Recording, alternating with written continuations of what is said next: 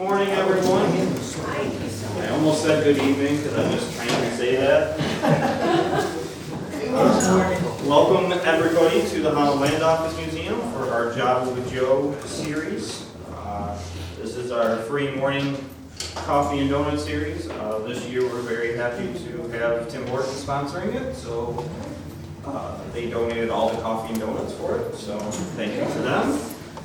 So we're very happy to have Russ Benzin here, who recently wrote a book, The Amazing Skipper, about his life with his canine companions, particularly one in particular who's on the title, but I'll let him talk more about all of the dogs, because who doesn't love dogs, right?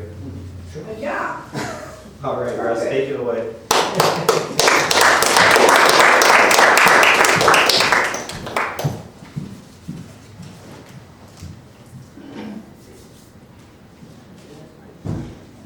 Well, the book is about dogs, Yay. We got that.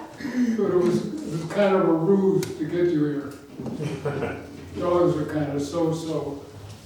My true love is cats. So I thought we'd talk about cats rather than dogs. Thank you for coming out.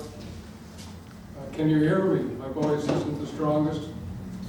I'd like to thank Ryan and the Holland Land Office for this opportunity. Particularly like to thank Bill Kaufman, without whose encouragement and support the book wouldn't have been written. Thank you. Some elements in my narrative are a little unlikely to have occurred, but they actually did. Life is curious that way.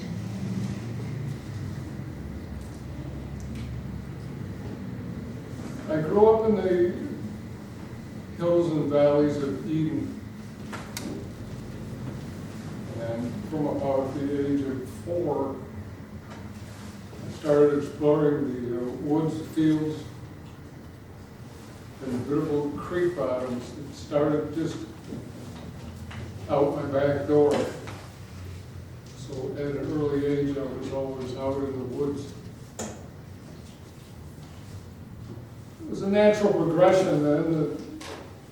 Years later, I ended up in the College of Forestry at Syracuse. We were in the mid-1960s. As my time at the College of Forestry went on, I slowly came to the awareness that my interest in nature was more for its beauty than for its science. And to be a forester is deep into science. I decided not to go to graduate school. And so I ended up under the gun like most young men my age with the Vietnam War raging. Wasn't sure what was going to happen. I was looking for some new avenues, some new direction. And the answers to my dilemma came about in a rather unexpected fashion. Popular, well-known, prestigious Syracuse University was having a problem.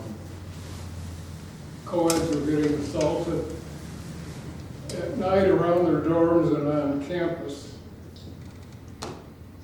Hard as it is to believe, the university instigated a guard dog program. Several attack-trained German shepherds with handlers started patrolling the night. Piqued my curiosity. I sought out and introduced myself to the director of the guard dog program. Sal LaRussa was an ex-Army dog handler. He also had a private security dog business in downtown Syracuse. Sal befriended me, lent me encouragement, and right then and there I said to myself, why not? why not try to become a military dog handler after graduation? Now, at that time, I wasn't politically sophisticated. I wasn't particularly courageous. I said to myself, might be an interesting way to spend a few years. The next part of my story isn't in the book, and I've told very few people about it. I knocked on the door of the Army. You see, the Army would guarantee career fields. I wanted to be an MP, military police. It was the avenue to become an Army dog handler. Just about ready to sign on the dotted line, the Army comes to me and it says, Russ, you can't be an MP, you have defective color vision. I said, what? Well, they would have taken me in the infantry, no doubt about that. But my color vision may have saved my life. Army dog handlers were called scout dog handlers. The dog handler team led point on patrols through the jungle and the paddies. A lot of them got shot up and never came home. I was lucky perhaps not to have gone that route. I knocked on the door of the Air Force. The Air Force wouldn't guarantee anything. The commitment was 4 years. I signed on the dotted line, and in basic training volunteered for security police. That was the Air Force avenue to dog handling. I never went to police school. So many were needed in Asia that the school was backed up. They sent me directly to Little Rock Air Force Base. Little Rock was a SAC-based strategic air command. We had a big fighter bomber with nuclear weapons. It was mandated that dog patrols be part of the security system. I volunteered for the canine section. There were about 25 dogs. They patrolled the night, these aircraft, bomb dumps, supply areas. Dog school in Texas was a couple of months, Lackland Air Force Base in San Antonio. And like the police school, I couldn't get into dog school. It was backed up. You see, they needed so many in Asia, not just Vietnam, but all the surrounding, Okinawa, Guam, Thailand, and such, and other bases worldwide where we ship dogs. So, unlikely as it was, it would certainly never happen today. I started working dogs in an on-the-job training manner. And it would never happen in this day and age.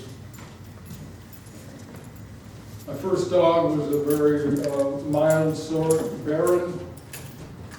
And we began working the night with my fellow dog handlers and their charges. I was friends with another dog handler, Roy Mercer. He had been overseas and came back to Little Rock and was short meaning he was due to be discharged. His dog was Skipper.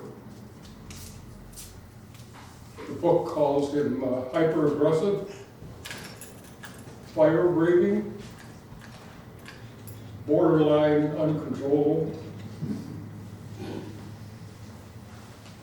He would attack anyone and anything, other dogs and handlers, trucks. Very unusual, aggressive dog.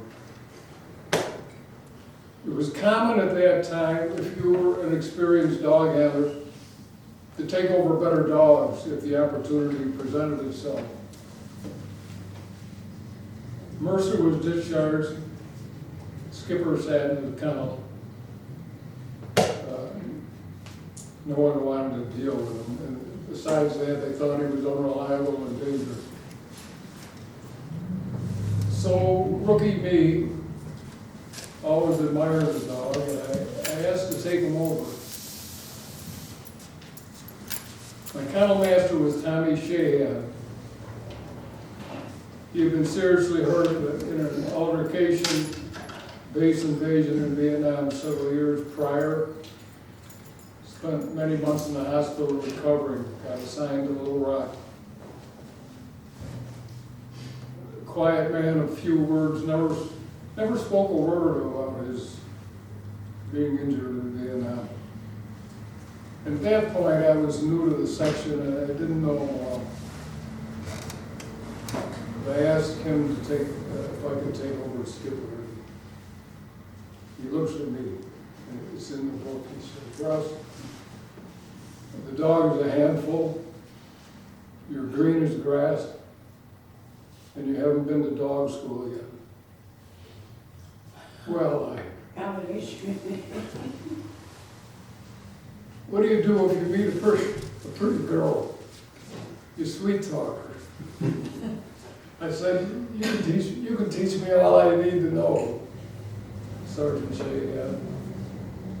He gave me the dog.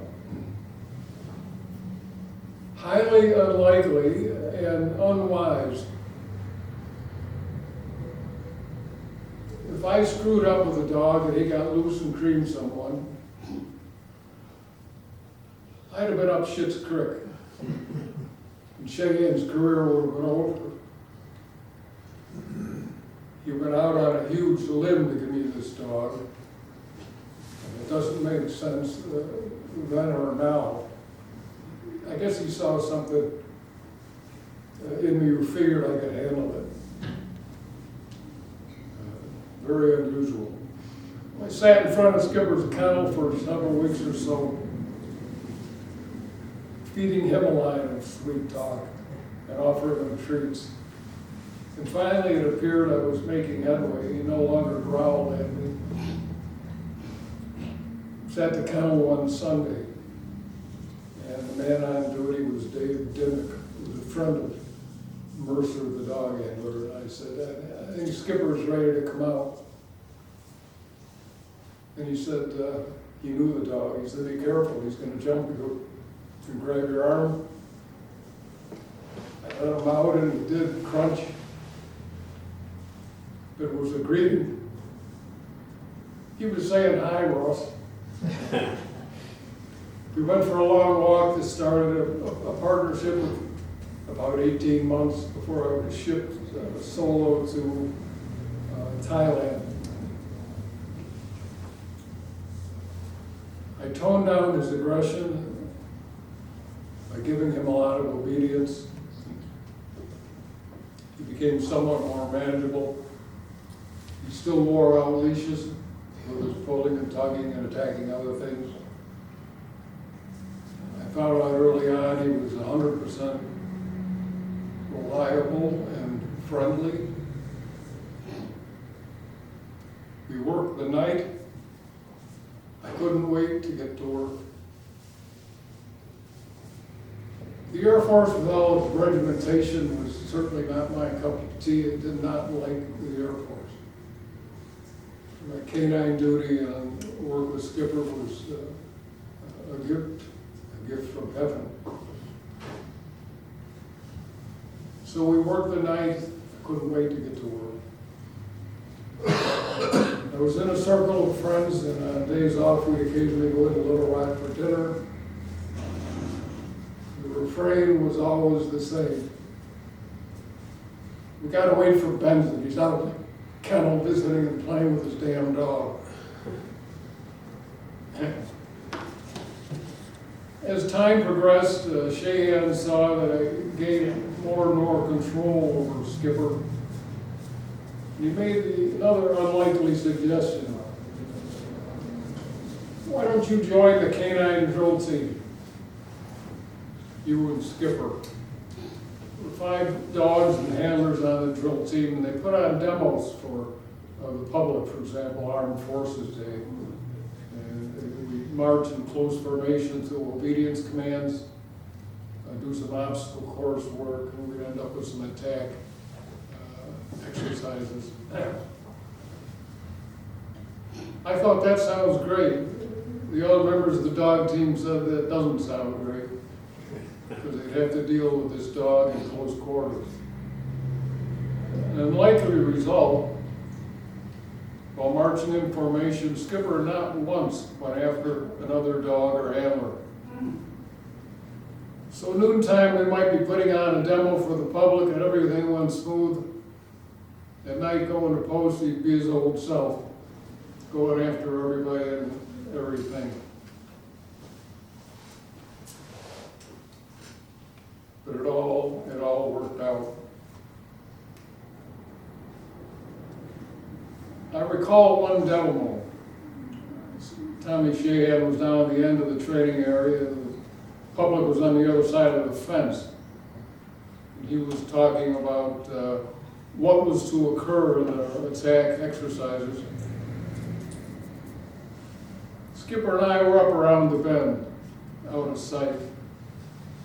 And had already strapped on his attack work collar. He was circling around, ready to go, and his leash came unsnapped. He tore off around the corner, heading down towards Tommy Shahan, whose back was turned. At the very last instant, the victim and the intended victim in the heavy burlap attack suit lumbered into the arena, and Skipper hit him rather than Shahan. Shahan was whiter than a sheet. The other dog handler's eyes were big as saucers. A major disaster had been averted. The public thought it was part of the show. We looked up to the heavens and thanks. Not only after the book came out, people said, well, or a person approached me and said, "It's just a dog. What makes you think he was amazing?" I'd say it was a combination of his ferocity was matched by his physical abilities.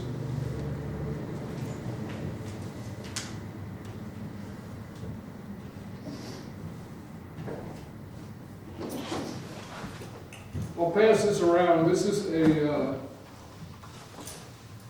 collar that we use for attack work on post. It's what Skipper wore. When we went to post or did obedience, we used choke chain collars that most of you are familiar with. When we did attack work and worked on post, we strapped these on. It was like turning the switch on. I'll pass it around. You can take a look.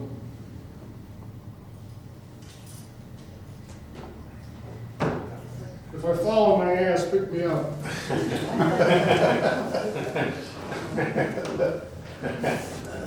I reached as high as I can. Skipper could jump and get as high as with his nose as I could reach. He was 85 or 90 pounds of power. I was fairly strong in those days. I went to the Y and Little Rock and exercised with weights 3 times a week. I was 75 pounds and fairly tough. It was all I could do to hang on to. I recall one demo when Skipper was handled by Roy Mercer. The victim in the suit was a 200-pound Oklahoma farm boy. Skipper hit him so hard he did a complete cartwheel in the air, landed flat on the ground. Happened 3 times in a row, and I said, as my jaw dropped, "What am I seeing?" So he was an unusual dog, ferocious, and a bit of powerhouse, and a good friend. I got assigned to Thailand. I went to Thailand solo. Had a nice German Shepherd there, a little friendlier by nature. I came back after being in 3.5 years and was kind of drifted for a few years, unsure what to get into. At that point, I'd been away from forestry, see. It wasn't really my intent either. I picked up another dog, a puppy, Bouvier de Flopper, native to Europe.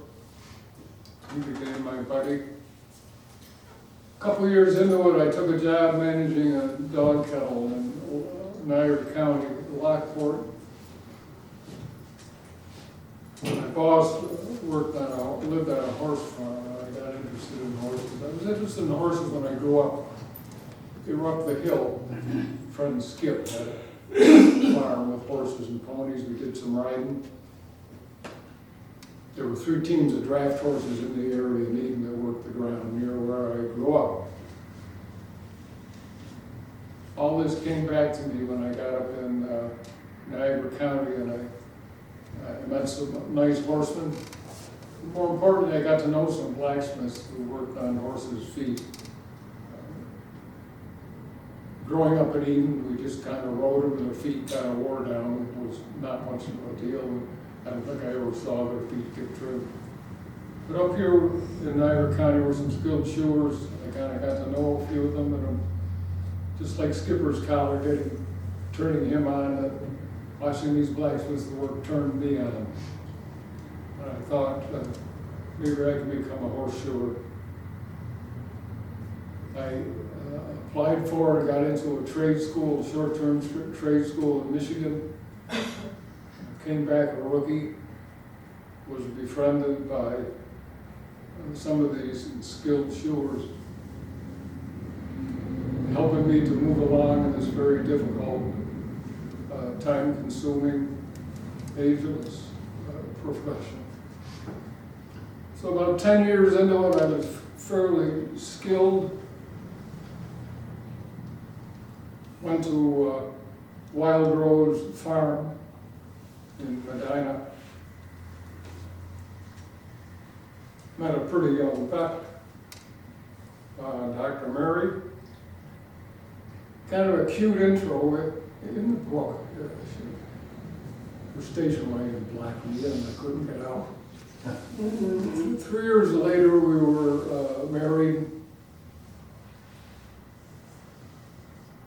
She's been about 40 years, self-employed since 1997.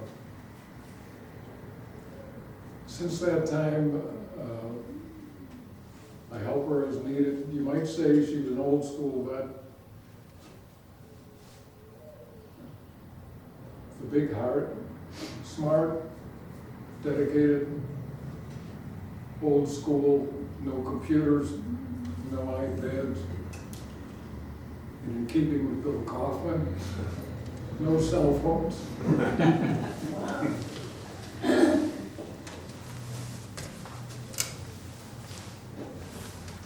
There's a section in the book that best describes Mary's philosophy.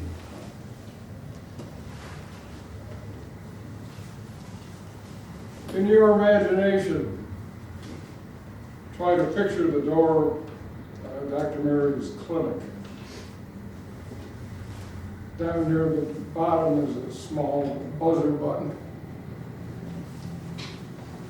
Located next to a plaque inscribed with the words, when in need, dear four-legged friends, press this button to enter in. You might guess that over time, numerous buzzers would have worn out. It became a prey to that door, a refuge for the homeless. Dogs brought in to be put to sleep. Dogs people gave up on. Dogs with serious medical issues. Mary doesn't flinch. She doesn't back down from a challenge. The book started out, as you can see as my talk progressed, as sort of a military journal. It became an autobiography. But it ends up being a tribute to memory. If there's a hero in the book, it's not me or Skipper. It's a heroine. It's a heroine, Dr. Mary. So she is the main emphasis. She is the star of the show in the book. And if you get a chance to read it, you'll see that.